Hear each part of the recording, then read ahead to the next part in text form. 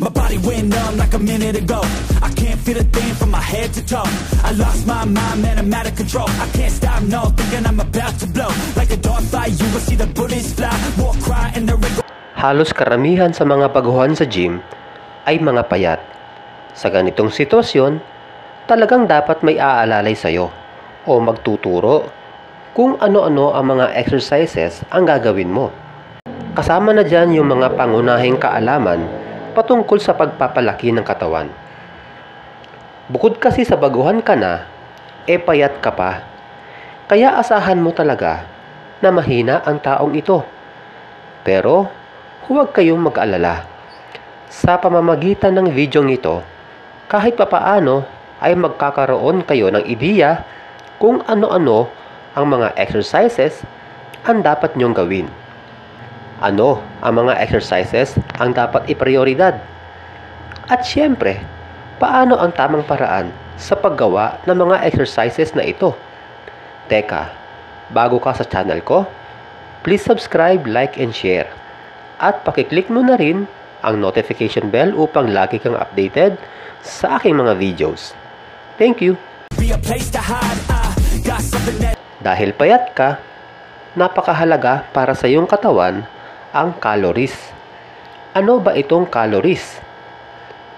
Ang calories ay mula sa mga kinakain at iniinom natin. Ibig sabihin, lahat ng kakainin natin at iinumin ay may taglay na calories. Ngayon, kailangan mong ipunin ang mga calories na ito sa iyong katawan upang makatulong sa paglaki ng iyong muscle. Kaso, sa tuwing kumikilos tayo, nababawasan ang mga calories na ito. O sa ibang salita, ay nasusunog ang calories. Kung gaano karaming calories ang nasusunog mo, ay depende sa hirap ng iyong ginagawa. Halimbawa, mas kaunting calories ang masusunog mo kung ikaw ay naglalakad. Pero kapag ikaw ay tumakbo, mas malaking calories ang mawawala sa'yo. Kaya yung pagbubuhat sa gym, mas mahirap yan kesa sa paghuhugas ng pinggan sa bahay. Ibig sabihin, malaking calories ang mawawala sa'yo kapag ikaw ay nag-workout. At dahil kailangan mo ng calories, wala kang magagawa kundi kumain ng marami. At mas mainam na karamihan sa mga calories na kakainin mo ay magmumula sa protina, gaya ng manok, itlog, isda, munggo, at iba pa. Tiyakin mo na kapag nagbuhat ka, meron kang sinusunod na workout program. Sa ganitong paraan, mamomonitor mo yung dami ng exercise na gagawin mo. Dahil kapag sumobra ka sa exercise, maaaring yan ang maging dahilan upang maging mabagal ang paglaki ng iyong katawan. O baka talagang hindi ito lalaki. I-prioridad ang mga compound exercises gaya ng mga bench presses para sa ating chest, mga pull downs para sa ating back, at mga leg exercises. Dahil ang mga compound exercises ay isang exercise lang ang gagawin mo pero maraming tinatamaan na muscle group. Halimbawa, sa bench press, hindi lang chest ang tinatamaan dyan, kundi maging ang ating shoulder at triceps. Ang lat pull down ay sa back ang tama niyan, pero nasasapul din ang biceps at shoulder.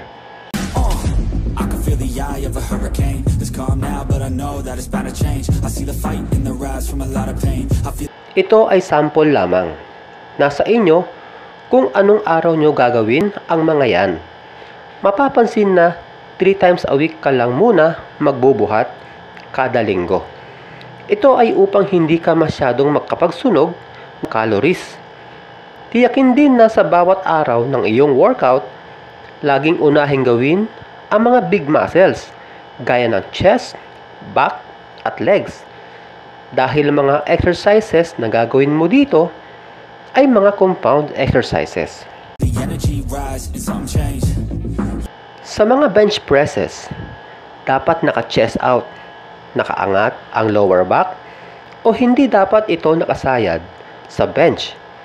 At huwag masyadong ibuka ang mga siko dahil masakit sa balikat yan. I-align ang mga siko sa inyong nipple. Sa cable crossover, naka-chest out ulit at huwag masyadong iatras ang mga kamay kung saan maaaring masaktan ng lubusan ang ating mga balikat. Sa sandaling pumantay na sa inyong likuran ang inyong siko, ay hudyat na ito na pwede mo nang itulak ang weights. Sa mga shoulder exercises, tiyakin na kukuha kayo ng lakas o puwersa mula sa inyong siko, hindi sa inyong kamay. Sa triceps, huwag ilalayo ang mga siko sa gilid ng inyong katawan at panatilihing hindi nagsiswing ang mga siko habang ginagawa ang mga exercises dito, lalo na sa mga pushdowns. Sa mga pull-downs naman, gamitin din ang mga siko sa paghila ng weights at sa pababang direksyon, dalhin ang mga siko papunta sa inyong likuran. Sa barbell row, huwag ilalayo ang bar sa inyong katawan habang ginagawa ito. Sa straight arm pushdown, huwag itataas ang mga balikat, lalo na sa pataas na direksyon. Sa mga bicep exercises, gaya ng triceps, huwag ding isuswing ang mga siko at gawin ito ng full range of motion. Sa leg press, huwag ilalak ang mga tuhod. Kapag naitulak, delikado yan sa inyong tuhod. Subalit, pagdating sa leg extension, dito nyo gawin yung paglock ng tuhod upang mapiga ng husto ang ating quads. Sa leg curl, tiyakin na magawa nyo yung full range of motion. Sa cable crunch, mas magandang gawin naman ito ng medyo kuba ang likod. Ito ay upang mag-contract ng husto ang ating abs, lalo na sa pababang direksyon. Sa seated leg raise, hindi na kailangan ibaba ng husto ang mga paa. Sapat na ang 1 feet ang layo nito sa sahig. Hudyat upang pwede mo nang itaas ang iyong paa. Kung inyong mapapansin, napakasimple lang ng inyong workout program. Napakadali para sa iba.